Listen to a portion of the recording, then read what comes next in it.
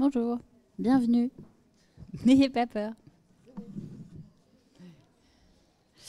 Bonjour à tous, je suis Marine Van Schoenbeck, je suis la directrice générale et cofondatrice de Thanks for Nothing, qui est une association créée en 2017 pour faire dialoguer la création contemporaine et l'engagement social.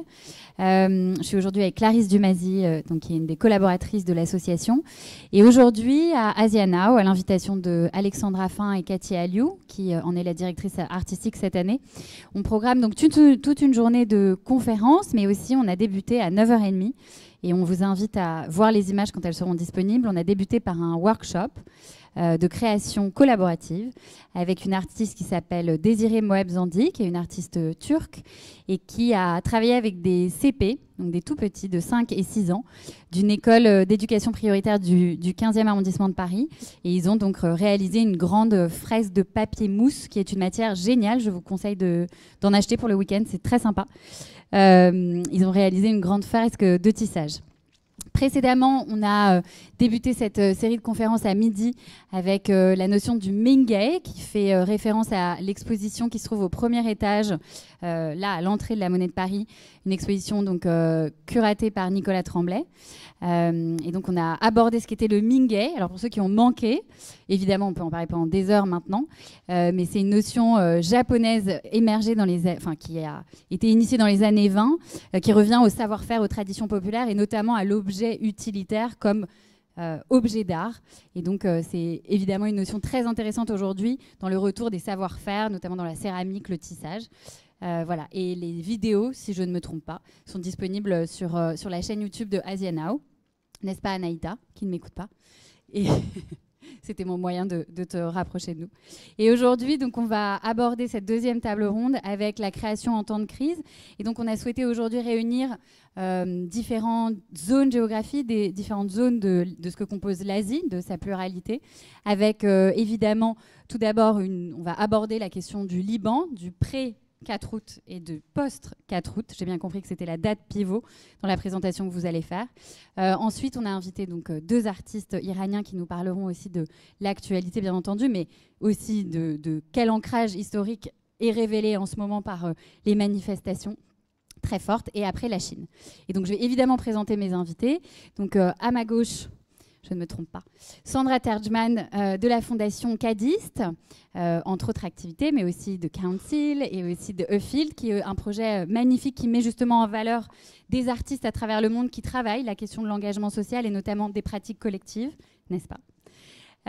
Ensuite, Khalil et Johanna, donc 2 artistes libanais immenses que vous connaissez certainement, vidéastes, nés à Beyrouth en 69, et dont tout le travail, et ce sera certainement intéressant aujourd'hui de voir comment le programme Correspondance dont vous allez parler fait aussi écho à votre travail depuis le début, qui est un travail de réécriture, d'interprétation de l'histoire. Et comment est-ce qu'on vient aussi comprendre les silences de l'histoire. Je pense que c'est un élément qui est important. Et donc le programme Correspondance qui a été créé... Ah oui, pauvre Chalizé, ça va? Chalizé est très malade, mais ça va dynamiser pendant la conversation. Voilà, et donc aborder cette période depuis l'après 4 août, qui évidemment est un moment très difficile, très douloureux, mais qui révèle aussi des fragilités historiques de la société, de la politique libanaise, et comment est-ce que tous les 3, mais avec aussi un groupe d'artistes, de curateurs, d'intellectuels, de penseurs, donc de grandes personnalités du monde de la culture, vous avez souhaité répondre par la création, la mobilisation d'une communauté, et aussi, donc on en revient à ton travail, Sandra, donc de finalement pratiques collaboratives et collectives. Et ensuite, donc, on discutera avec Chalizé et avec Barbade donc, de la situation au Liban. Donc, c'est vraiment 2 artistes, en Iran, voilà, c'est la fatigue qui me gagne, en Iran, bien entendu. Et donc, avec votre travail, comment vous avez évidemment intégré ces éléments dans votre travail, comment aujourd'hui votre travail permet aussi de donner la voix à ces mouvements.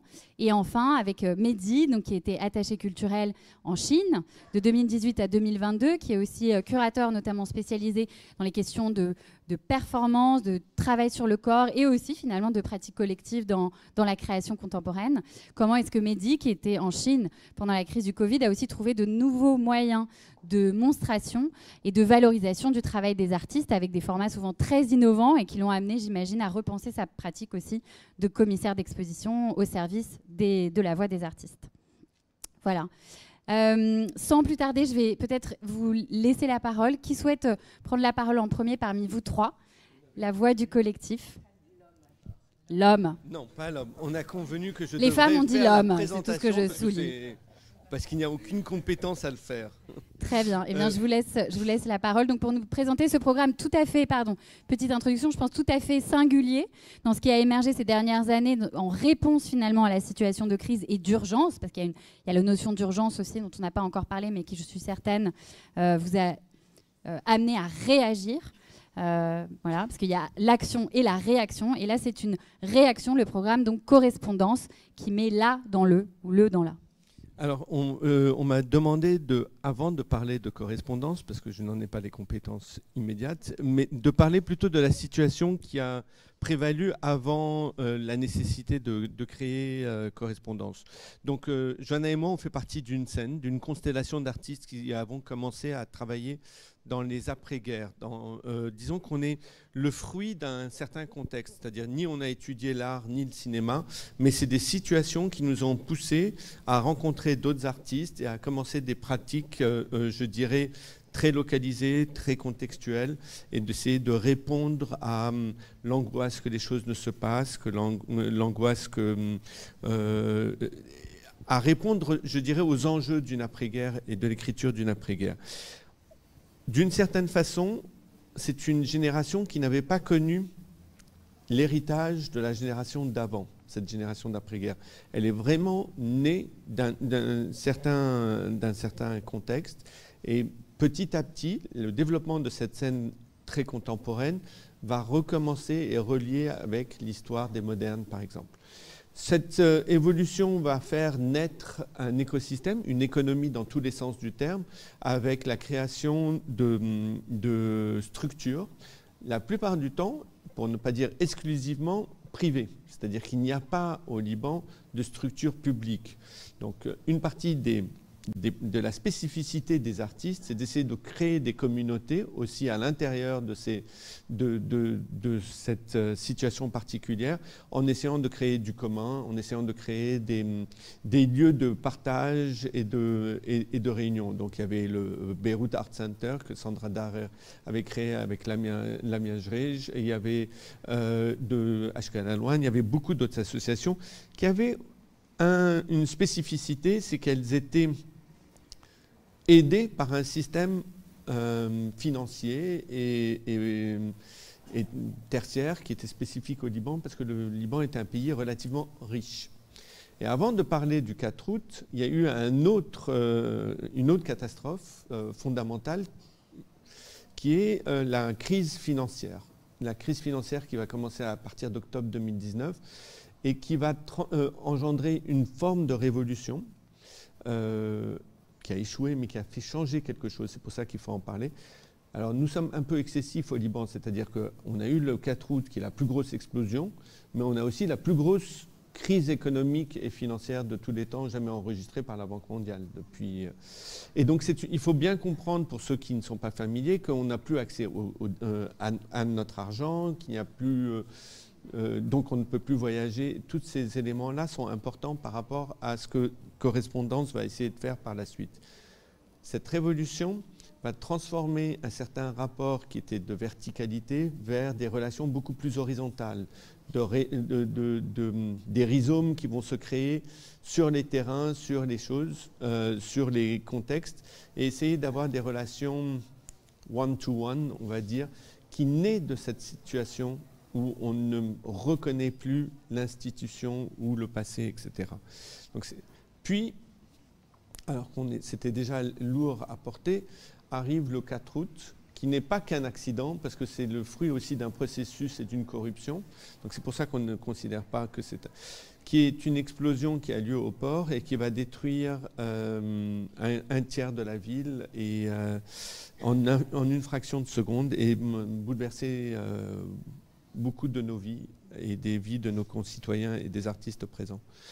Il est très difficile par la suite de continuer. c'est le principe d'une rupture. Donc, quand il y a une rupture, on s'interroge sur les modes de transmission, sur les modes de passage. En gros, comment on peut construire de nouveaux ponts. Il se trouve que nous avons la chance, même si nous sommes installés là-bas, d'avoir un pied fortement ancré ici et un réseau. Et avec Sandra Taré, on a commencé à être sollicité par nos pairs, par nos collègues. Oui, on a deux Sandra. On a commencé à être sollicité par nos pairs pour un système d'entraide, de collaboration, de partage et de solidarité. C'est un phénomène qu'on a ressenti tout de suite au moment de l'explosion. Quand est-ce que j'arrête, moi? C'est bientôt. Ouais. À la fin de ta phrase. Donc c'est un phénomène qu'on avait commencé à sentir ensemble et tous, c'est cette solidarité qui s'est passée juste après l'explosion et qui avait commencé en fait avant, pendant la crise. Donc d'autres formes de collaboration qui ne sont pas forcément financières, qui ne sont pas forcément économiques, mais qui mettent en partage des savoirs, des relations, J'arrête tout de suite.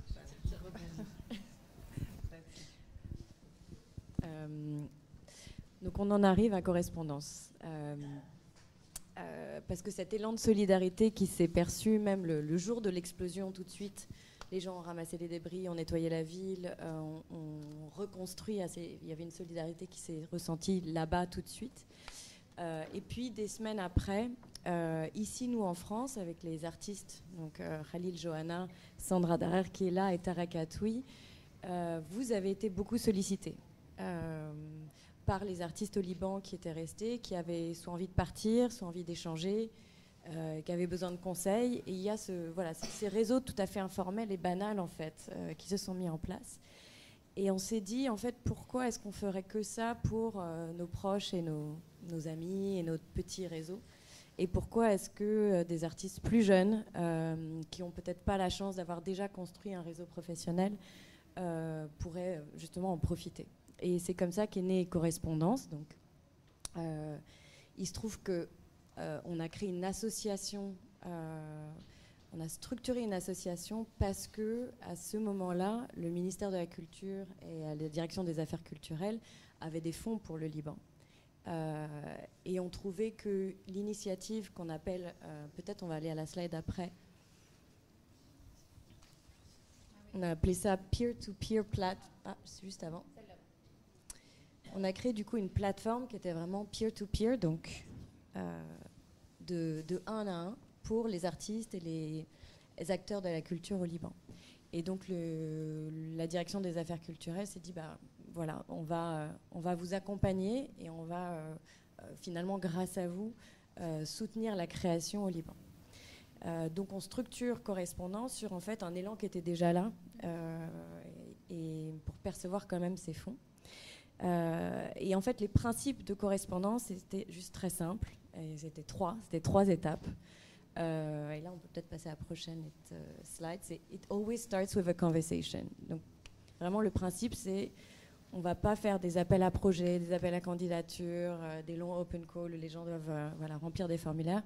Il faut que ça commence de manière très humaine, one-on-one, de 1 à 1, et ça commence par une conversation. Donc, le premier fonds qu'on a libéré, c'était finalement pour engager quelqu'un qui était une coordinatrice qui, à Beyrouth, recevait les demandes qui étaient formulées à travers le site internet qu'on a lancé.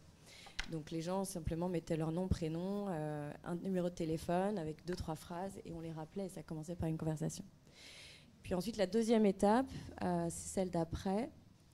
C'est vraiment l'idée de la connexion. Okay, qu'est-ce qu'on fait avec la demande qu'on perçoit? Et là, on s'est dit, il faut qu'on étende, qu'on crée un réseau de correspondants. Donc, c'était le nom correspondant, c'était d'avoir son correspondant et que chaque personne au Liban puisse retrouver son correspondant.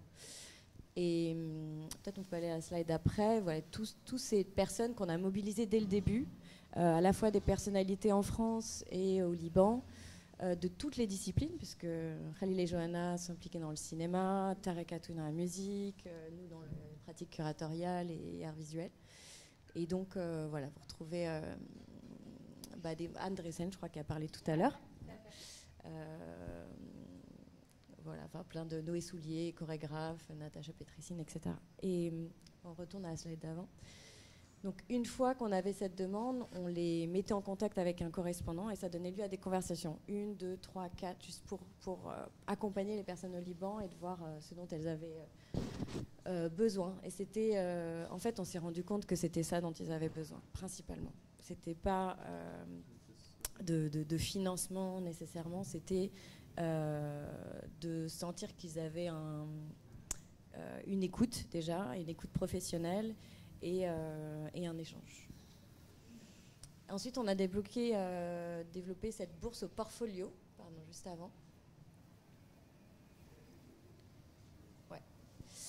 La bourse au portfolio, c'est parce que du coup, les demandes se sont accumulées et on s'est rendu compte qu'il y avait beaucoup de jeunes artistes qui nous contactaient. Et donc, les jeunes artistes, ils sont pas forcément à l'étape de parler avec Anne Dressen, curateur du Musée d'Art Moderne, ils sont plutôt à l'étape d'essayer de formuler un travail. Et donc, on a développé cette bourse qui leur permettait d'aller jusqu'au portfolio et qui nous permettait aussi de soutenir des curateurs au Liban qui les accompagnaient sur une sorte de mentorship, quoi, en gros, pendant quelques semaines. Et ensuite, des masterclass et des événements. Voilà, différentes formes de connexion. Et puis, la dernière étape, c'est la slide, 2 slides d'après. It can lead to financial support. Mais là, donc un soutien financier. Et là, on s'est rendu compte que ce n'était pas finalement ce qu'on nous demandait le plus, mais quand même, on a développé des bourses de voyage et des bourses de production. Juste pour compléter un peu ce que disait Sandra, en fait, au départ, il y a eu beaucoup de personnes qui voulaient partir. Donc, il y a eu des résidences qui ont été faites un peu partout parce que les gens avaient besoin de respirer.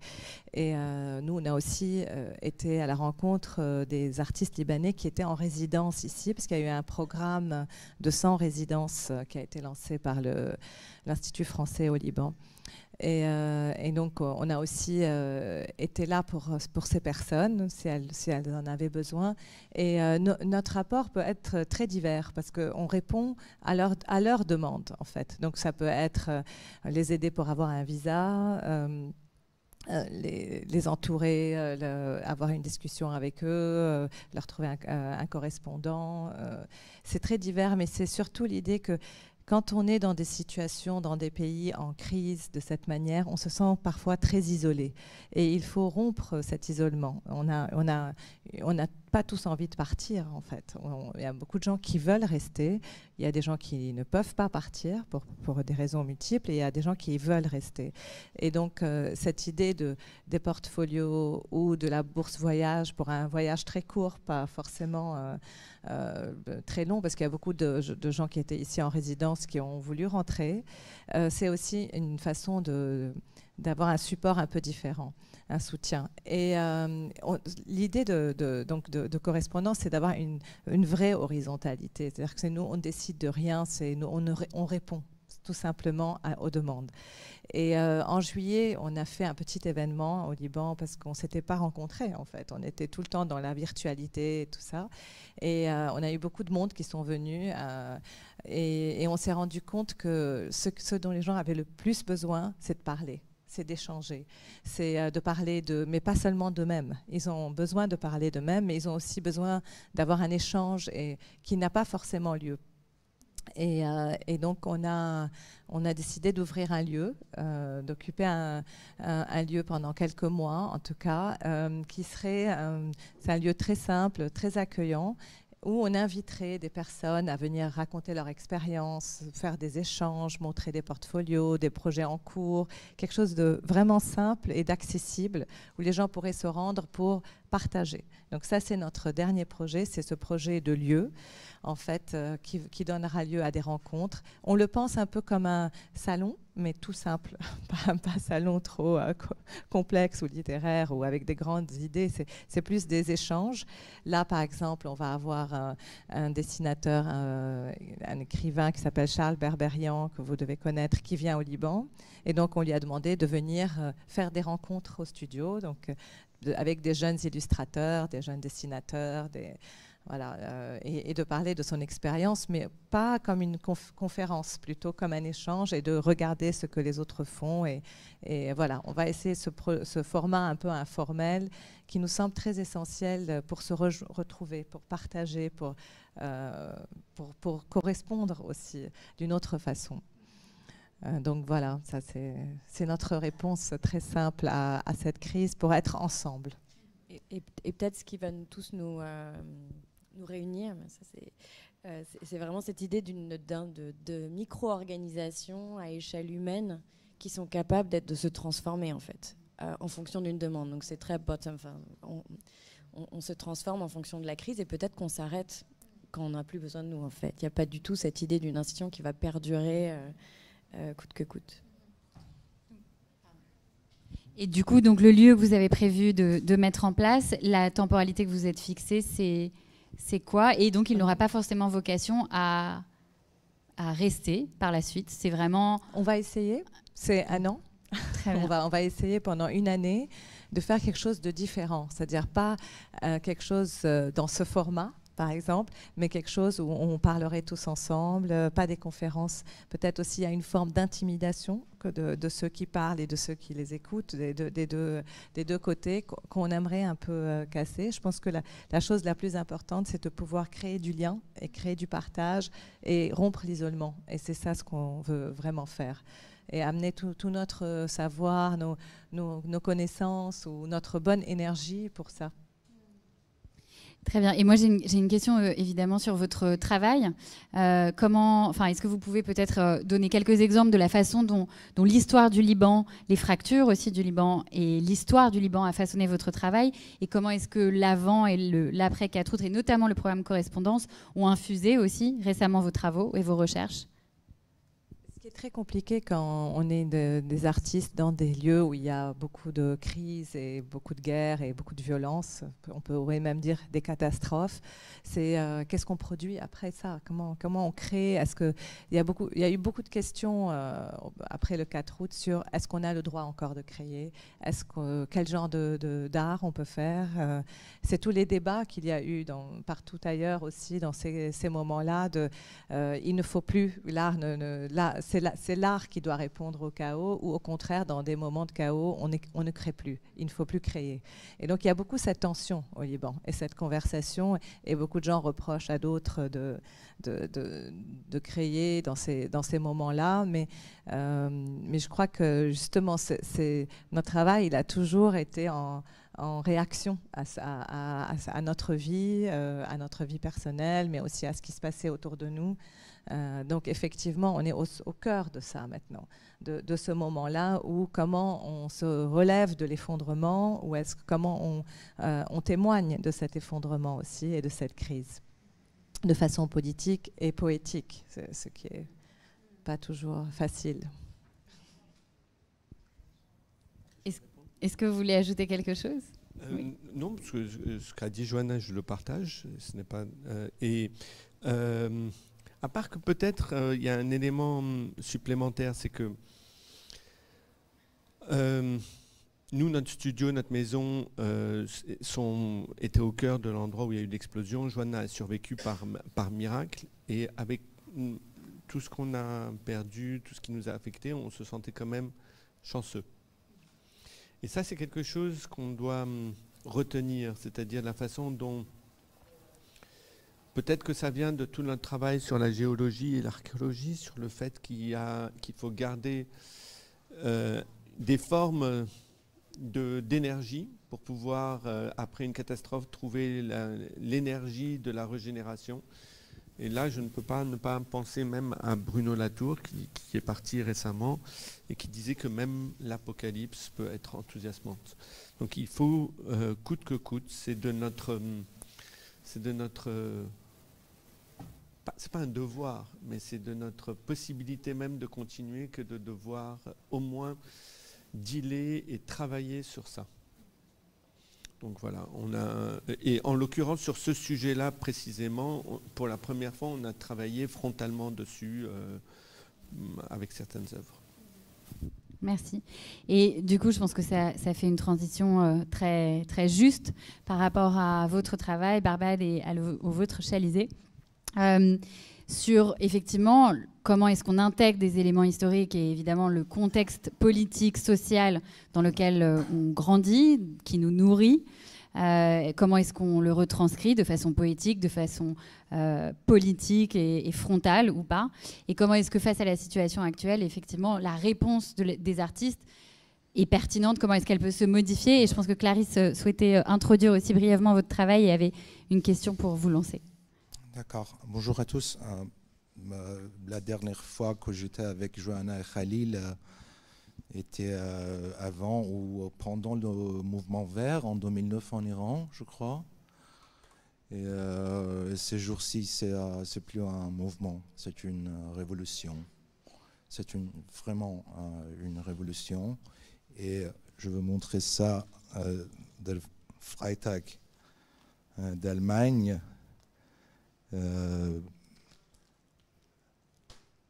Die Revolution ist weiblich. La révolution est féminine. Cette fois, c'est la première révolution féminine dans le monde entier. Et j'espère qu'on va gagner. Et notre slogan, ça c'est la libération, Zan Zendegi Azadi, qui a commencé en Kurdistan, Jinjian Azadi, femme, vie, liberté. Ça, c'est le slogan le plus progressif, à mon avis. Donc, pour les artistes et les étudiants en art, parce que j'enseigne aussi, mais j'étais menacé par le régime, donc je suis exilé ici en France. Je ne peux pas rentrer chez moi, mais j'enseigne les cours clandestins, quoi, les cours samizdat. Donc je veux vous montrer quelques performances par mes étudiants. 5 de ces étudiants sont... non, ça c'est le mémorial que je suis en train de fabriquer. Non, l'autre. Alors, 5 de ces étudiants sont en prison, les autres sont en grève, les autres sont menacés. Donc, ça c'est la liberté. Ouais, la liberté.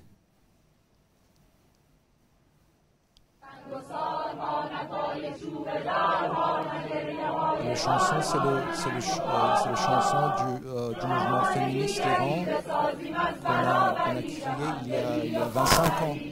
Donc ça continue.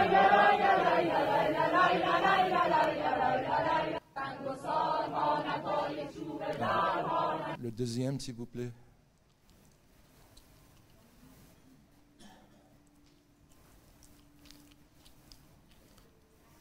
Ça, c'est le chanson qu'on a. جوانه میزنم به روی زخم برتنم فقط به حکم بودنم که من زنم چو هم صدا شویم و پا به پای هم رویم و دست به دست هم دهیم و از ستم رها شویم جهان دیگری بسازیم از برابری به همدلی و خواهری جهان شاد و بهتری نه سنگسارها نه پای چوب دارها نه گریه های بارها نه ننگ و آرها جهان دیگری بسازیم از برابری به همدلی و خواهری جهان شاد و بهتری لا لا لا لا لا لا لا لا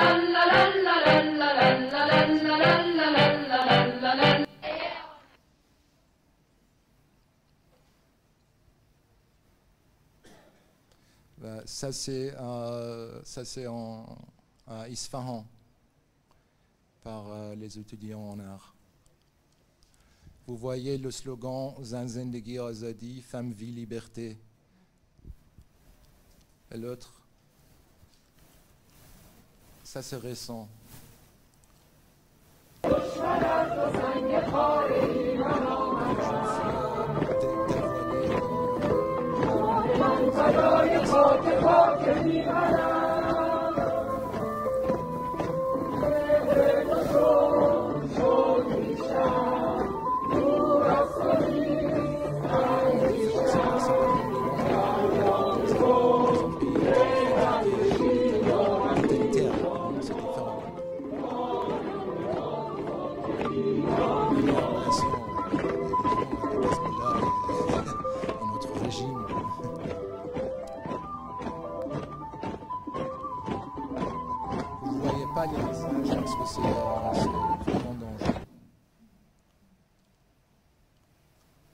Alors maintenant, on peut, il y a un autre, je crois.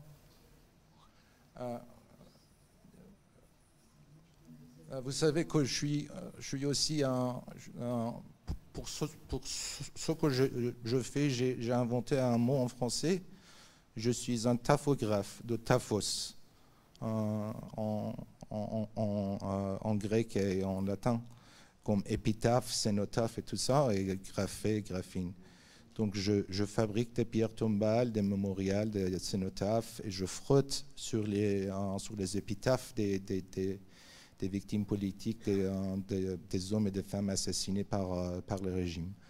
Donc ça, c'est le mémorial que je suis en train de fabriquer pour Gina Amini, Gina Mahsa Amini. Vous le connaissez, je suis sûr.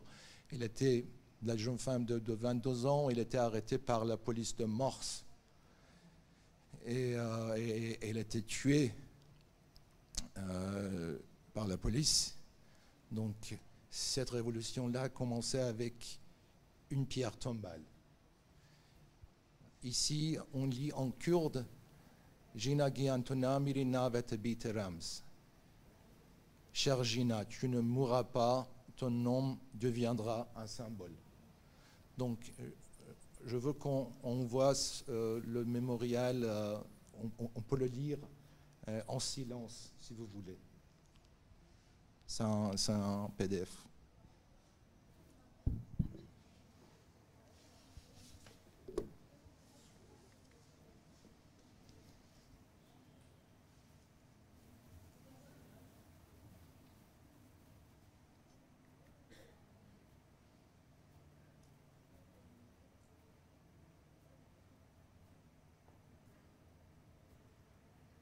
Vous savez que dans les manifs, les femmes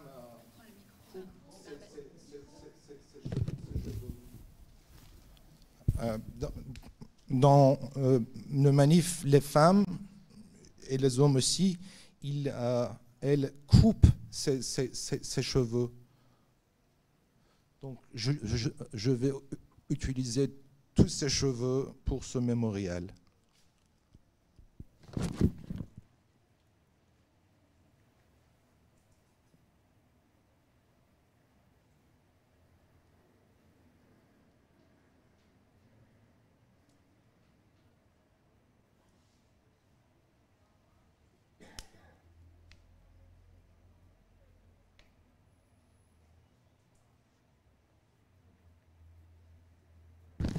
Ici, on voit le slogan en perse, en kurde, en baloutche et en arabe.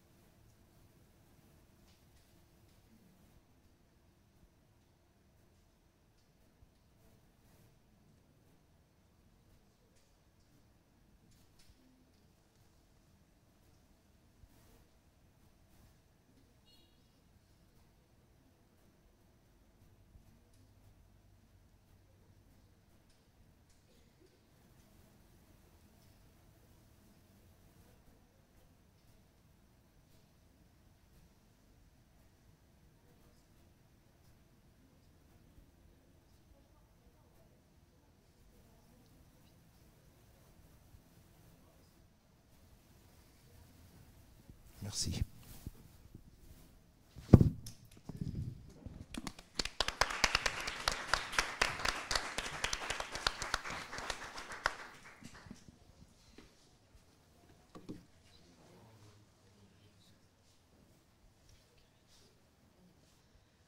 Merci beaucoup Barbade pour ce partage. Je ne sais pas si tu as des choses à ajouter ou si tu veux laisser la parole à Chalizé désormais. Dis-moi. Du coup, Chalizé Naamani, pardon. Du coup, tu es une artiste franco-iranienne, très jeune artiste, qui est représentée par la galerie Chacha Levy à Paris. Tu es exposée en ce moment même à Paris International. Le fait que tu sois franco-iranienne, tu me l'as dit à plusieurs reprises, était assez important pour toi dans ta pratique, mais aussi dans ta définition en tant qu'individu. Du coup, est-ce que tu veux nous en dire un peu plus, comment ça influence ta création, sachant que tu travailles beaucoup autour du textile et du rapport au corps? Merci beaucoup de m'avoir invitée. Et je m'excuse d'avance pour ma voix. Je suis un peu malade. Et non. Et merci. Je suis un peu émue parce que tu viens de nous montrer. Du coup, moi, je suis franco-iranienne. Je suis née, j'ai grandi en France.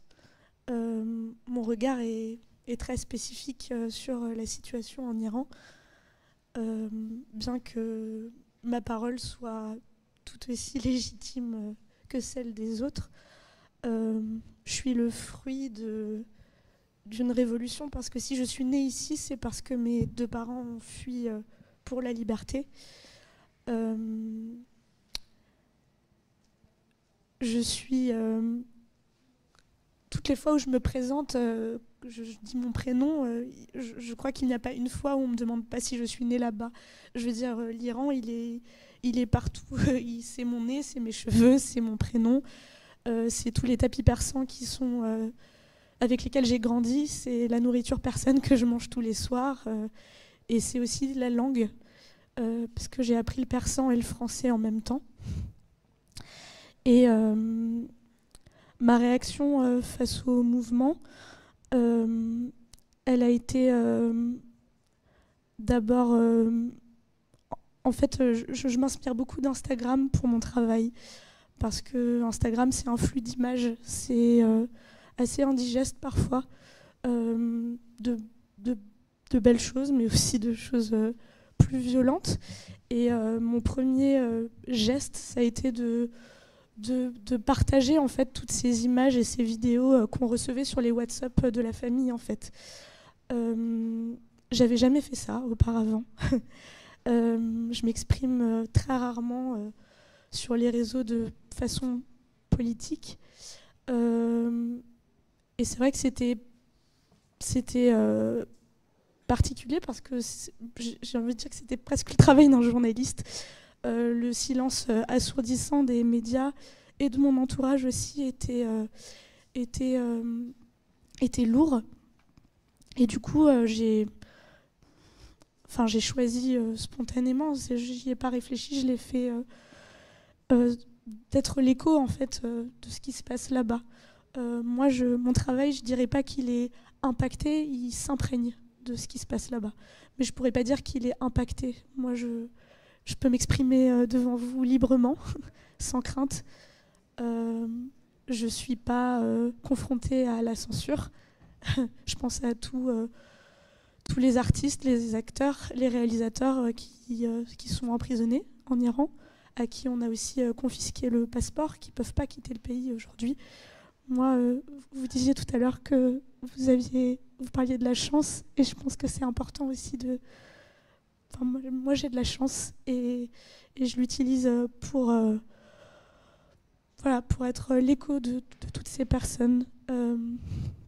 Ensuite, plus spécifiquement sur mon travail, j'utilise le vêtement comme un support de réflexion, mais aussi de travail. J'imprime des images sur des tissus que je réutilise ensuite pour créer des vêtements. Et le vêtement, pour moi, il est politique, il est sociologique, et je veux dire, toutes les histoires de migration, enfin, le vêtement, il a une place... je pense que le vêtement, il est tributaire de l'histoire avec un grand H et aussi de l'histoire des femmes et des hommes qui le portent. Et j'ai pas la prétention d'être... comment dire, je me considère comme un témoin et j'utilise ce qui est en mon possible, en tout cas, pour relayer l'information, témoigner, marquer. On dit souvent que je fais des jolies choses et quelqu'un m'avait dit c'est drôle, c'est pas seulement beau ce que tu fais, c'est aussi politique. Et c'est ça aussi qui m'intéresse dans le vêtement, c'est que le vêtement n'est pas seulement, enfin, ce n'est pas qu'une surface superficielle, en fait, il raconte. Et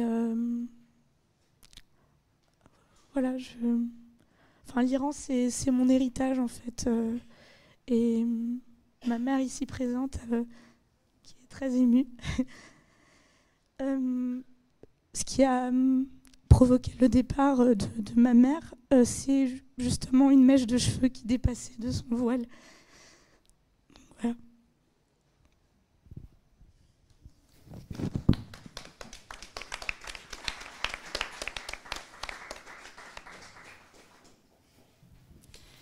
Alors moi, les mamans émues, ça m'atteint instantanément. Donc je vais m'empresser de laisser la parole à un homme ému, Mehdi Buit. Je sais que tu arriveras mieux que moi. Donc Mehdi, merci beaucoup pour évidemment ce témoignage et je suis sûre qu'il y aura d'autres questions ensuite dans l'Assemblée. Mehdi, donc toi, comme on le disait, tu étais attaché culturel de 2018 à 2022 en Chine. Alors c'est une autre position que la tienne. On a entendu la position des artistes, du collectif, la position des artistes. Donc toi, c'est effectivement la position aussi de la France en Chine. C'était aussi cela, ton rôle, coordonner les différentes créations, puisque tu avais à charge l'ensemble des départements, aussi bien des arts visuels, de la performance, de la mode aussi, puisqu'on parlait du vêtement et de l'histoire du vêtement. Et comme évidemment le vêtement est un objet bien sûr social, est un objet, on habille le corps. Et bien sûr que la question de comment est-ce qu'on habille le corps est éminemment politique. Et je sais que c'est un sujet d'ailleurs qui en Chine, tu avais une pratique avant 2018 très axée sur le corps et la performance, mais je sais qu'en Chine, tu m'as raconté ça. Évidemment, la mode avait été très présente également dans ton travail et tu avais abordé de nouveaux aspects grâce à cela et à la proximité entre la mode et les arts visuels et la création en général. Est-ce que tu peux nous parler donc de ces 4 années passées en Chine, dans une société, une histoire, une culture et un régime, une politique et une société très différente, et comment est-ce que évidemment, arrivant dans un contexte historique très différent de ce que tu connaissais préalablement en France et puis dans tous les voyages que tu avais faits, tu as abordé cette place, ce poste. Et puis après, comment est-ce que le Covid, alors c'est une autre forme de crise et d'urgence, a impacté ton travail et comment est-ce que tu as maintenu la création et la voix des artistes et l'a amené avec d'autres médiums et d'autres moyens? Ok, je vais essayer d'être synthétique, bref, et d'apporter des éléments de réponse très concrets. En tout cas, merci beaucoup pour cette invitation et puis merci à vous 5 pour vos initiatives parce qu'effectivement, vos approches sont extrêmement émouvantes et il est très difficile maintenant de parler après vos interventions et après ces échanges qui sont absolument fascinants et extrêmement émouvants. Alors, la Chine, donc, on va aller quelques kilomètres plus loin et puis aller vers l'Extrême-Orient pour parler un peu de la coopération franco-chinoise en période Covid. Mais avant toute chose, je vais peut-être rappeler quelques éléments de contexte. Donc, j'ai pris mes fonctions en 2019 jusqu'en 2022, donc j'ai vécu l'avant et le pendant Covid.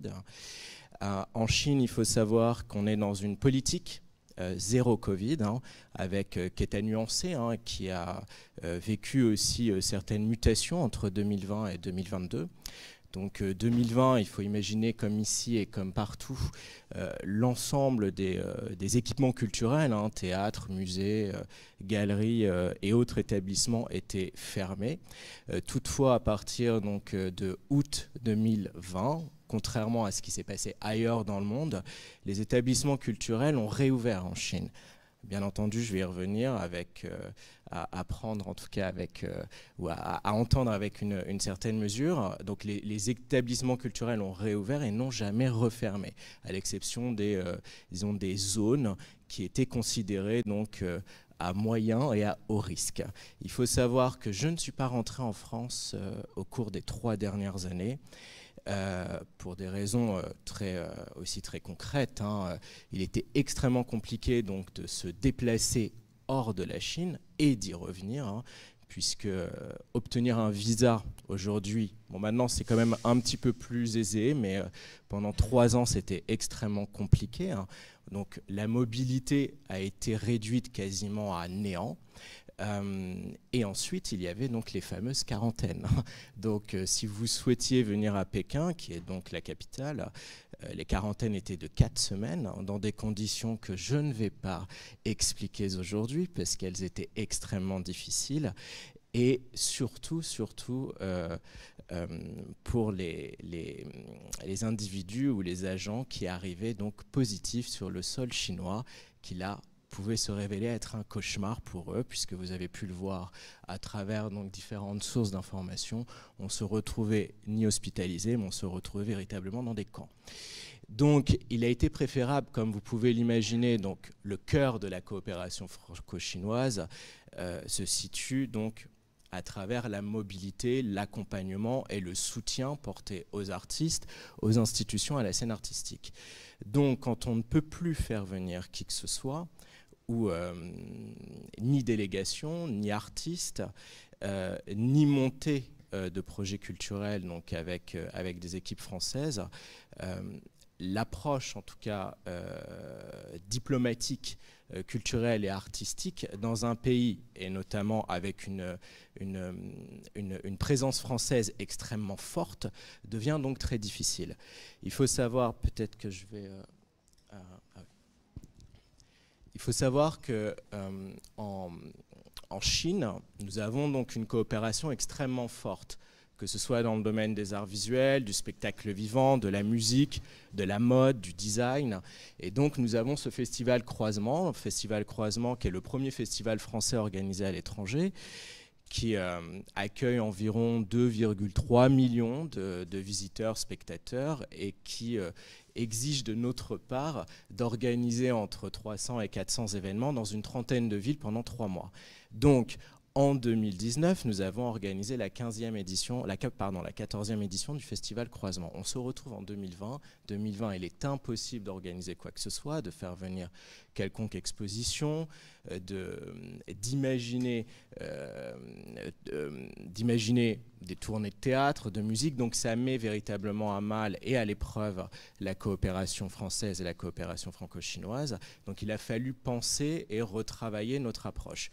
Ce qu'il faut aussi savoir, c'est qu'en Chine, vous aviez un certain nombre d'établissements, que ce soit donc dans le domaine des arts visuels et du spectacle vivant, mais aussi dans le domaine de la musique, qui ont construit toute leur programmation, qui ont construit toute leur stratégie culturelle et donc aussi leur équilibre budgétaire et financier sur l'international et sur une coopération internationale. De 2000, donc de janvier jusqu'à décembre 2020, ces établissements et ces structures n'ont reçu aucune aide de l'État chinois.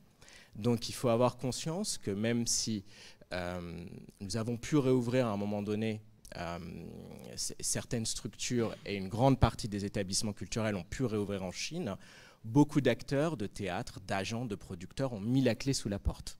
Donc il y a une économie qui s'est vraiment retrouvée en peine et en grande difficulté, sans aucune aide de l'État, puisque en Chine, pour obtenir une aide publique, il faut œuvrer à un objet ou à un projet qui est soit lié donc aux valeurs du Parti communiste ou qui s'inscrit donc dans, disons, dans un programme de propagande. Et bien entendu, l'intérêt, que ce soit de notre côté ou de la création contemporaine en Chine, ne réside pas ni dans la propagande, ni dans les valeurs du Parti communiste. Je le rappelle, pour ceux qui ne connaissent pas très bien la scène chinoise, c'est une scène, je le dis et j'insiste, hein, c'est une scène absolument exceptionnelle, hein, qui malheureusement a beaucoup de difficultés donc, à sortir du pays. Je rejoins donc ma camarade. Aujourd'hui, vous avez un certain nombre d'artistes qui ne peuvent plus sortir de Chine, hein, puisque le renouvellement de passeport n'est pas autorisé. L'obtention des visas devient très très vite difficile aussi pour nos amis chinois. Donc vous avez une scène qui aussi se retrouve très étranglée, avec des acteurs qui ont vraiment des difficultés aussi pour financer leurs projets.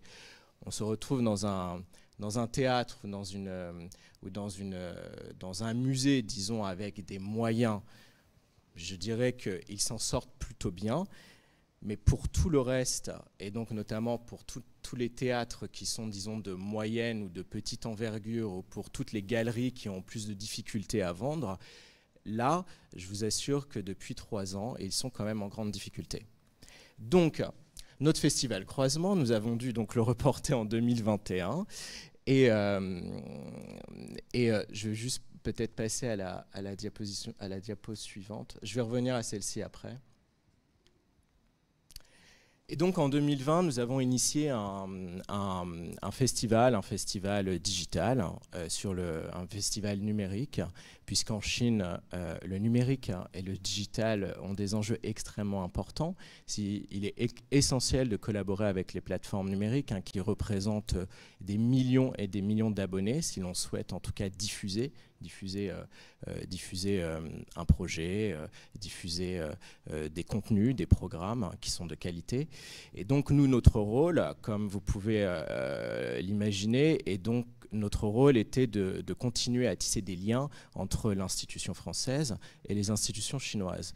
Donc dans ce contexte de crise où il était impossible de réunir tous les atouts pour construire cette programmation autour de Croisement, nous avons imaginé un festival digital donc sur 4 semaines, avec donc de grandes institutions françaises, hein, comme le Festival d'Avignon, le Château de Versailles, le Palais de Tokyo, l'Opéra Comique et la Fédération de la Haute Couture et de la Mode, et donc une plateforme numérique qui est donc Tencent.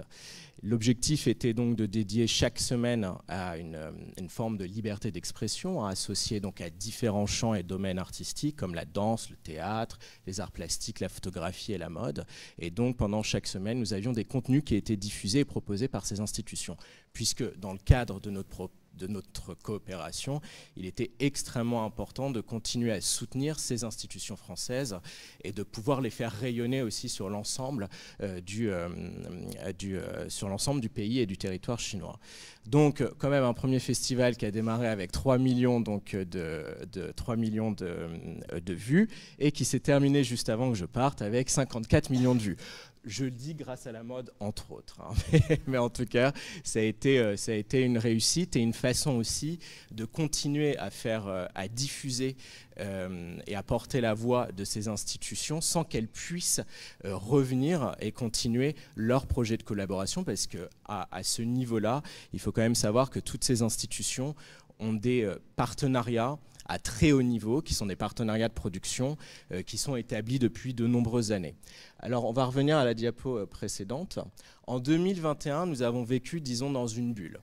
Donc même si certaines régions ont été un peu marginalisées et mises en difficulté avec le virus et l'épidémie, je dirais que de manière générale en Chine, et même si nous ne pouvions pas sortir du pays, nous avons vraiment vécu dans une bulle. Tous les établissements ont réouvert. On a pu organiser, je dirais, sans grand problème, nos activités, nos actions, nos projets et ce festival Croisement. La grande difficulté était de ne pouvoir faire venir personne. Donc nous avons opté pour deux directions. La première, c'était de produire l'essentiel des expositions et des programmes sur place. Donc on a essayé d'éviter au maximum tout ce qui pouvait se rapprocher d'un transport ou tout ce qui pouvait être lié de près ou de loin à la mobilité. La deuxième chose, hélas, c'est pour rejoindre ce que disait Johanna tout à l'heure, c'est de travailler plus étroitement avec la scène locale et d'essayer donc de développer donc au maximum des projets de collaboration, des partenariats, et essayer aussi de faire rayonner notre répertoire et le répertoire français, notamment dans le domaine du théâtre et dans le domaine de la danse et de la musique, avec cette scène locale qui, je le rappelle, est absolument réjouissante et extraordinaire. Et donc, on a pu monter ce festival avec 200 événements dans une quinzaine de villes chinoises, et avec un certain nombre donc, avec plusieurs expositions, des expositions où nous avons décidé de mettre en valeur et de valoriser la création contemporaine, et notamment des artistes qui n'avaient eu aucune visibilité en Chine. Alors par exemple, on a produit plusieurs expositions, celle d'Antoine D'Agata, 2 expositions, de Marcos Avila Forero, de Daphné Navarre, et on a pu traiter certains sujets comme l'immigration, l'esclavage, la prostitution, l'épidémie, mais aussi l'homosexualité, mais de manière, je dirais, sous-jacente, sans que ce soit revendiqué ou acclamé dans notre communication, mais ce sont des thèmes que l'on a pu aborder, que l'on a pu travailler et que l'on a pu défendre, puisque ce sont aussi des valeurs que l'on souhaite porter à travers nos programmes. On a pu, là où on a eu un peu plus de difficultés, et je vois qu'Odile est dans la salle, hein, c'est de monter donc de grands projets patrimoniaux, mais nous avons tout de même réussi à travailler avec des institutions majeures, hein, comme le Jeu de Paume et le Musée d'Art Moderne de la ville de Paris, notamment avec Odile. Et donc, avant que je parte, nous avons ouvert une très très belle exposition donc, du Musée d'Art Moderne qui s'intitule Video at Large Intimacy, curatée par Odile, et une exposition dans laquelle on a pu présenter donc, à la fois toute une scène française mais internationale qui aborde des thèmes aussi très très forts et qui sont intrinsèquement liés donc, à cette notion de liberté. Et donc on a, je dirais, rencontré quasiment aucun problème, parce que comme vous le savez, la censure est très importante en Chine, mais en utilisant, je dirais, différents recours et différentes voies, et en essayant d'être un peu plus léger en termes de communication, on arrive... Ah, bon. À la Biennale de Shanghai. Ouais, bon, qui a aussi une biennale très politique, hein, mais très belle. Peut-être je vais aborder un dernier projet avant de... C'est donc après... C'est la mission écologique. C'était aussi l'occasion, donc, au cours de ces 3 dernières années, de développer des projets qui sont liés directement ou indirectement aux enjeux écologiques et environnementaux. Et donc, il y a 2 ans, j'ai initié un prix d'art contemporain dédié donc, à ces enjeux, en partenariat avec la fondation Choi, qui est une fondation déjà très impliquée ici en France en termes de mécénat, qui mécène aussi une partie du festival Croisement. Ce prix d'art contemporain s'est aussi associé, et s'associe chaque année, hein, puisque c'est ce qui est écrit en tout cas dans la charte et dans la feuille de route, s'associe à 2 musées, un musée chinois et un musée français. En l'occurrence, l'an dernier, c'était avec le Palais de Tokyo et le Today Art Museum à Pékin. Alors, le Palais de Tokyo est un centre d'art et le Today Art Museum à Pékin. Et l'objectif était d'essayer de créer une synergie, d'accentuer ces échanges autour de ces questions et de pouvoir diffuser à la fois un message, mais aussi des pratiques, des formes, dans un pays où l'on commence à s'intéresser aux formes ou aux styles ou aux pratiques qui sont liées à l'environnement et à l'écologie. Johanna et Khalil ont fait partie des nommés de la première édition. Vous n'avez pas gagné, mais j'ai défendu votre travail bec et ongle. Mais nous sommes ravis et nous étions quand même enchantés d'avoir eu comme lauréat Suzanne Husky et Tong Yixin. Alors bon, juste pour vous donner quelques éléments sur le prix, les 2 lauréats, donc c'est un prix qui qui offre 15 000 € donc, à deux lauréats, un Français et un Chinois, et une exposition qui ensuite est produite et organisée donc l'année d'après dans l'un des 2 musées partenaires ou même dans les espaces de la Fondation Choi. Donc voilà, pour ne pas prendre trop la parole, je dirais que nous avons essayé en tout cas au cours de ces 3 années de travailler autrement, de développer aussi une nouvelle approche en travaillant plus étroitement avec la scène locale, en travaillant aussi sur ces projets de collaboration. Nous avons continué en tout cas à avoir une vraie densité en termes de programmation. On a essayé aussi de valoriser toute la scène artistique française, malgré la crise et malgré l'absence de mobilité. Et j'espère ô combien, mais je crains que ce ne soit en tout cas encore difficile l'année prochaine, mais j'espère que les frontières pourront réouvrir et que la mobilité pourra reprendre, car c'est un pays absolument merveilleux, c'est un pays qui a une scène qu'il faut absolument rencontrer, et c'est une scène qui a des envies et des désirs et une soif d'apprendre et une soif de collaboration. Et ce qui fait qu'il n'a pas été si compliqué de monter un certain nombre de projets avec cette scène et avec ces acteurs qui ont été des projets très ambitieux et extrêmement importants au cœur de cette coopération. Merci beaucoup, Mehdi. Il nous reste, je crois, 5 minutes. On a été incroyable. Exceptionnel. Ah oui, Khalil, il faut revenir parmi nous. On sait que vous n'êtes pas l'exorciste, comme vous l'avez dit, pour tourner la tête derrière, mais tout de même. Peut-être qu'on peut vous laisser la parole si vous avez des questions, surtout.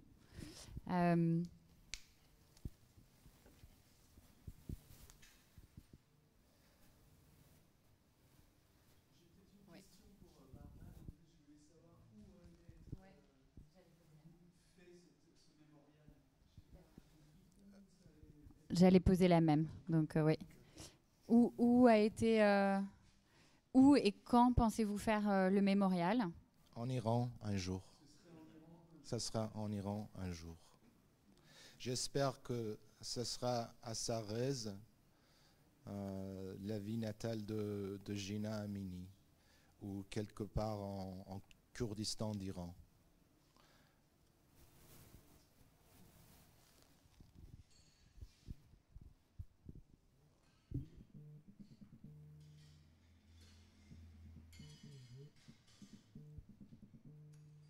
Non? Je veux juste dire, parce que c'est vraiment très émouvant en fait de ce qui est en train de se passer en Iran. Et je ne sais pas si on réalise combien il faut de courage et combien c'est vraiment, vraiment tellement dangereux d'aller dans la rue. Voilà. Et c'est vrai que moi je pense, nous au Liban, on a fait une forme de révolution qui était extrêmement importante, et même si elle n'a pas abouti exactement là où on voulait, d'abord, ça ne veut pas dire que c'est fini. On a fait une rencontre avec une jeune génération qui est très déterminée, qui est très comme en Iran, et peut-être qui va vraiment provoquer un changement. Et moi personnellement, je suis persuadée qu'il faut plusieurs mouvements. Comme tu as dit, on s'est rencontrés en 2009, c'était un premier mouvement, et maintenant c'est une révolution. J'espère qu'elle va réussir, mais dans notre cas, par exemple, je crois qu'il y en aura encore, parce que la corruption qu'on vit et qu'on subit est tellement profonde dans notre pays. On a l'impression de pouvoir s'exprimer, on a l'impression de pouvoir vivre, on n'a pas la censure que vous décrivez frontalement, mais en réalité elle est pernicieuse et elle nous étouffe énormément. Et c'est pour ça que créer des correspondances nous semble...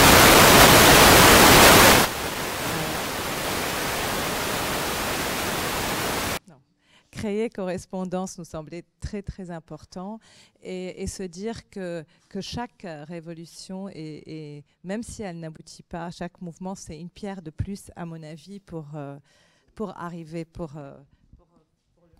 Et moi, c'est ça qui me maintient, en fait. Non, c'est celui-là qui marche. Oui. Pardon. Donc, c'est ça qui me maintient et c'est ça qui fait que je me dis, il faut que j'essaye d'encourager en tout cas les gens qui ont envie de rester au Liban et qui veulent travailler là-bas et d'être toujours en lien. Et peut-être la chose la plus difficile, c'est de créer ces liens entre vous qui êtes dehors et ceux qui sont à l'intérieur et nous qui pouvons aller et venir, mais qui pouvons apporter une énergie, une force peut-être au moment où eux faiblissent. Et je voulais dire.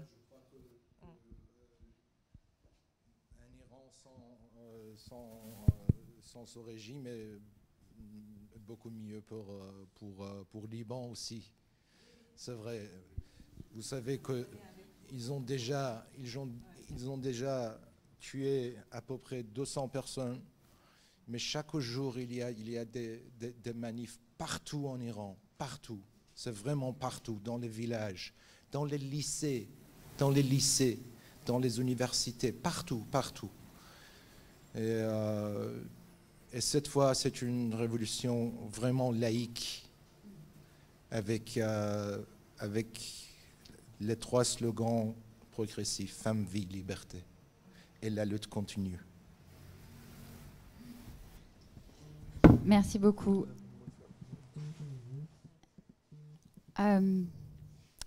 Est-ce que ce n'est pas une bonne conclusion de terminer sur la lutte continue ? Juste pour vous remercier tous d'avoir partagé les projets concrets que vous faites, les engagements que vous avez portés. Et moi, j'ai quand même une dernière question, parce qu'on veut toujours savoir comment est-ce qu'on peut continuer, comment est-ce qu'on peut aider à la continuation de la lutte. Donc comment est-ce qu'on peut participer si, par exemple, des gens dans la salle souhaitent rejoindre le programme Correspondance, comment est-ce qu'on peut le faire ? Comment est-ce que vous, dans le projet de mémorial, comment est-ce que dans votre travail au quotidien, on peut, tout un chacun peut contribuer, peut aider. Comment est-ce qu'on peut faire cela ? Comment est-ce qu'on peut aussi, Mehdi, peut-être te solliciter si on souhaite rencontrer des artistes aussi que tu as rencontrés en Chine et qui n'ont pas forcément de voix en Occident. Je pense que, en tout cas, je dis ça parce que l'association qu'on a créée, Thanks for Nothing, c'est vraiment cela, c'est-à-dire vraiment se dire que la voix des artistes et l'approche des artistes et le travail des artistes permet en fait de comprendre le spectre très large de l'engagement social.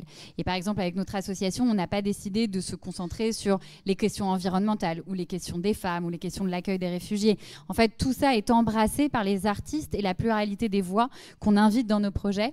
Et justement, on essaie, et puis le programme Affield aussi que tu as créé, Sandra, je pense, a cet élan et cette volonté. Alors parfois, il y a des choses très concrètes, très efficaces. Parfois, c'est de la recherche, de la réflexion, du dialogue et des conversations et des correspondances. Mais en tout cas, toutes ces formes de dialogue, elles permettent à la société civile et au grand public, pas qu'aux professionnels du monde de l'art, et je pense que ça, c'est un point qui est j'imagine nous réunit tous ici, c'est de dire que le point de départ peut être la voix des artistes qui rend compte d'une politique, de mouvements sociaux, d'observation. Mais finalement, c'est aussi un moyen de dialoguer de façon très concrète avec le grand public, peut-être plus facilement que quand on est dans un rapport frontal ou politisé déjà aux choses. Moi, j'en parle souvent, mais j'ai une éducation très partisane, dans le sens politique de parti quand j'étais plus jeune, et c'est vrai que j'ai été confrontée avec des membres français du Parti communiste et même trotskistes à cette compréhension de la société, comment est-ce que la lutte des classes fonctionne et comment est-ce qu'on doit porter perpétuellement une révolution. C'est mon éducation, mais parfois elle était très frontale et très difficile pour l'adolescente française que j'étais de comprendre les révolutions en Chine, de comprendre les révolutions en Amérique latine, et tout ça me semblait très abstrait. Et finalement, je pense que j'ai mieux compris les enjeux politiques au travail de mon métier, dans les institutions culturelles, dans des musées, dans des studios d'artistes, parce que finalement, ce langage m'était plus familier était plus poétique, comme vous l'avez dit, et me mettait moins à distance que ce qui peut être le cas dans des discours politiques de parti. Et c'est pour ça que j'entends au sens partisan. Donc concrètement, comment est-ce qu'avec tous les projets que vous avez tous créés, chacun d'entre nous peut contribuer à cette mobilisation poétique et politique, évidemment, in fine? Comment est-ce qu'on peut contribuer, si on le souhaite? Non, moi je voudrais juste revenir peut-être sur le fait que la spécificité de structure ou de création en temps de crise, c'est que finalement c'est pas le don, une forme de charité financière, etc., qui est finalement toujours la plus souhaitable, même si c'est à ça qu'on pense tout de suite. Il y a des gens dans le besoin, il faut qu'on amène un apport financier. Alors que en fait, ce qu'on nous on a beaucoup ressenti, c'est qu'on a besoin que les voix soient entendues, que les voix soient communiquées. Donc évidemment la communication, et puis aussi qu'on soit dans l'échange et dans l'écoute. Donc toute personne qui souhaite contribuer en France, qui sont dans le secteur culturel, sont les bienvenus, parce que nous, notre idée, c'est simplement de mettre en connexion. Donc, et donc concrètement, c'est de donner de son temps. Oui. Voilà, donner de son temps, être des correspondants, accueillir des gens. Nous, on sollicite, parce qu'on pense que c'est cette générosité-là qui est très importante et qui fait la différence dans le monde de l'art. Donc, on se permettra de solliciter des gens pour faire du lien entre une personne et une autre, quelqu'un qui a un projet, quelqu'un qui a besoin de parler. Et si on crée déjà ce petit réseau généreux, ça, ce serait déjà assez important, je pense. Donc voilà, si vous êtes volontaire, n'hésitez pas. Pour revenir à ce que vous avez dit, parce que c'est aussi touchant, de voir comment on peut remplacer un discours par une parole. C'est-à-dire que c'est peut-être la fonction des artistes que d'essayer de repenser les conditions, de sortir de la rhétorique pour repenser le vivant, ce qui advient, ce qui est en train de se passer, sa relation au réel. Donc c'est en cela que nous, en tant qu'artistes, et c'est pour ça que c'est pas un hasard si des structures comme ça se passent d'abord dans le milieu de l'art, parce que ce sont les endroits les plus poreux à ce genre d'expérimentation. Après, comme l'a dit Johanna, c'est pas simplement une question de bonne volonté. Il faut y produire que ça produit du sens, des émotions, et donc voilà, ce n'est pas simplement un acte de générosité. Il faut imaginer que c'est quelque chose qui nourrit.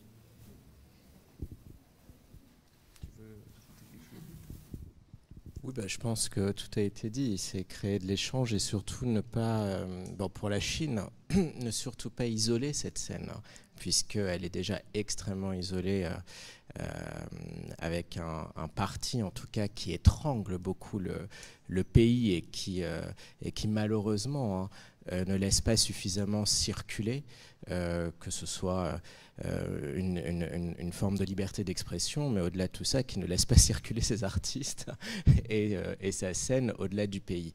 Donc c'est extrêmement important de rester connecté avec eux, de construire aussi des ponts qui prennent toute forme, et qui peuvent se concrétiser par toute forme d'intermédiaire. Et donc ça, c'est extrêmement important. Je voulais juste ajouter, en fait, la solidarité, elle passe pas forcément justement par l'argent, en fait. Et je voulais juste, parce que moi, ça m'a beaucoup, du coup, il n'y a pas l'intérieur, mais tous les journaux, tous les magazines que j'ai vus parler de l'Iran, ce sont des images qui sont diffusées sur les réseaux sociaux. Il n'y a pas de journalistes sur place, ils n'ont pas de visa, et je voulais vous dire à quel point, je ne sais pas si ça n'a jamais été aussi utile de relayer sur les réseaux sociaux. C'est vraiment pas vain. Il faut relayer l'information, et voilà, c'est tout ce que je voulais dire. Et l'isolement, il n'est pas que là-bas, il peut être ici aussi. Et l'écoute, elle est importante, que ce soit des gens qui sont d'origine ou de nationalité, que ce soit là-bas ou ici. En fait, moi je le dis, mon cœur il est là-bas. Voilà. Bah, je veux dire que quand une œuvre d'art est censurée, l'art dans son totalité est censuré. Quand un artiste est en prison, tous les artistes sont en prison. Je me souviens en Chine, j'étais invité par le philosophe Boris Kreuz, qui est vraiment connu pour le Biennale de Shanghai. Et la réponse du gouvernement de la Chine était: vous n'êtes pas le choix de l'État islamique. Donc j'étais barré, j'étais pas censuré, j'étais barré. Donc c'est une lutte commune, non? C'est pour tout le monde. C'est ça, selon Sartre.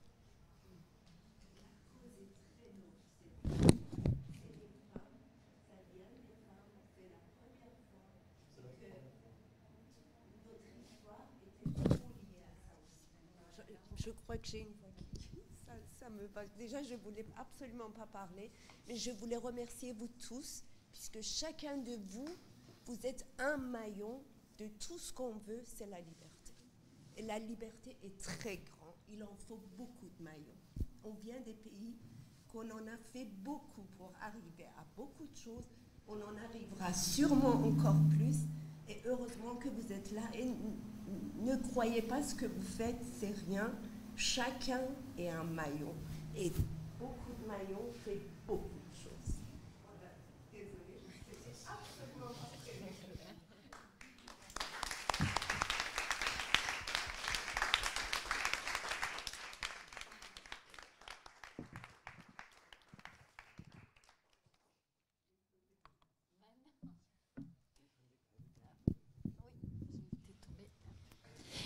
Merci beaucoup à tous pour cet échange très nourrissant et très émouvant, en effet. Et ensuite, à 16h, on va parler justement, c'est un bon tremplin, des pratiques collectives aussi en Asie, avec Cathy Aliou qui va modérer la table ronde sur Collective Practices en anglais dans quelques minutes. Donc pour certains, si vous souhaitez rester encore avec nous, vous êtes les bienvenus pour continuer la lutte. Merci.